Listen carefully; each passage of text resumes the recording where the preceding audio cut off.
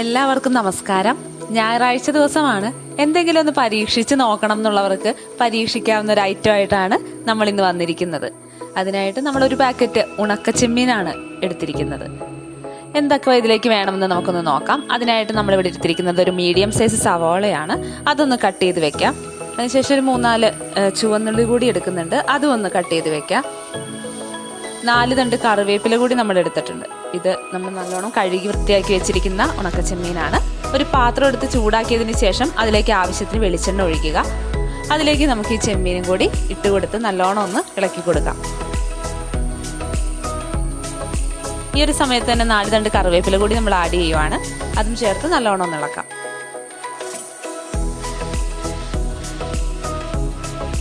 കാൽ ടീസ്പൂൺ ഉപ്പ് കൂടി ചേർത്ത് കൊടുക്കാം. ഇതൊന്ന് നിറം മാറുന്നത് വരെ നമുക്ക് നല്ലോണം ഒന്ന് ഇളക്കി കൊടുത്തുകൊണ്ടേയിരിക്കാം.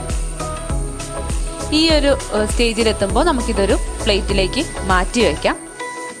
ഇനി ബാക്കിയുള്ള കാര്യങ്ങൾ നമ്മൾ ചെയ്യുന്നത് ആ പാത്രത്തിൽ തന്നെയാണ്. അതിലേക്ക് നമ്മൾ ആവശ്യത്തിനുള്ള ചുവന്നുള്ളി ചേർത്ത് കൊടുക്കുവാണ്.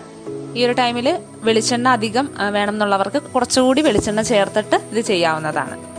ഇതിലേക്ക് നമ്മൾ കട്ട് ചെയ്ത് വെച്ചിരിക്കുന്ന സവാള കൂടി ആഡ് ചെയ്യുവാണ്. അത് നല്ലോണം ഒന്ന് മിക്സ് ചെയ്ത് കൊടുക്കാം. ഇതിലേക്ക് നമ്മളൊരു ശകലം തേങ്ങാക്കൊത്ത് കൂടി ആഡ് ചെയ്യുന്നുണ്ട്. കുറച്ചധികം തേങ്ങാക്കൊത്ത് ഇട്ട് കൊടുത്താൽ കുറച്ചുകൂടി ടേസ്റ്റി ആയിരിക്കും. 1/4 ടീസ്പൂൺ ഉപ്പ് കൂടി ചേർത്ത് കൊടുക്കുകയാണ്. നമ്മൾ ആദ്യം ഉപ്പ് ചേർത്തതാണ്, അതുകൊണ്ട് തന്നെ അതിൻ്റെ അളവ് നോക്കിയിട്ട് മാത്രം ഇപ്പോൾ ചേർത്ത് കൊടുക്കാവുന്നതാണ്. അതൊന്ന് നിറം മാറുമ്പോൾ നമ്മൾ 1/4 ടീസ്പൂൺ മഞ്ഞൾപ്പൊടി കൂടി ചേർത്ത് കൊടുക്കുന്നുണ്ട്. 1/2 ടീസ്പൂൺ മുളക് പൊടി കൂടി ചേർത്ത് കൊടുക്കാം.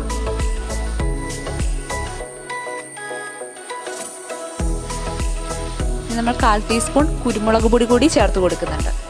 ഞാനിവിടെ മസാലപ്പൊടി യൂസ് ചെയ്യുന്നില്ല. മസാലപ്പൊടി ചേർക്കണം എന്നുള്ളവർക്ക് അത് കൂടി ചേർക്കാവുന്നതാണ്. ഇതിലേക്ക് നമ്മൾ ആദ്യം വറുത്ത് വെച്ചിരിക്കുന്ന ഉണക്ക ചെമ്മീനും കറിവേപ്പില കൂടി ചേർത്ത് ഇതെല്ലാം കൂടി നല്ലോണം ഒന്ന് മിക്സ് ചെയ്തെടുക്കാം. വളരെ ഈസിയാണ്, വളരെ ടേസ്റ്റിയാണ്. നമ്മുടെ ആ ഉണക്ക ചെമ്മീൻ സ്പെഷ്യൽ ഫ്രൈ റെഡി ആയി കഴിഞ്ഞു. ഇത് നമുക്കതൊരു പ്ലേറ്റിലേക്ക് മാറ്റാവുന്നതാണ്. വളരെ ടേസ്റ്റിയാണ്. തീർച്ചയായിട്ടും എല്ലാവരും ഒന്ന് പരീക്ഷിച്ച് നോക്കുക. ഇതുവരെ നമ്മുടെ ചാനൽ സബ്സ്ക്രൈബ് ചെയ്തിട്ടില്ലെങ്കിൽ സബ്സ്ക്രൈബ് ചെയ്യുക. വീണ്ടും കാണാം. എല്ലാവർക്കും നന്ദി.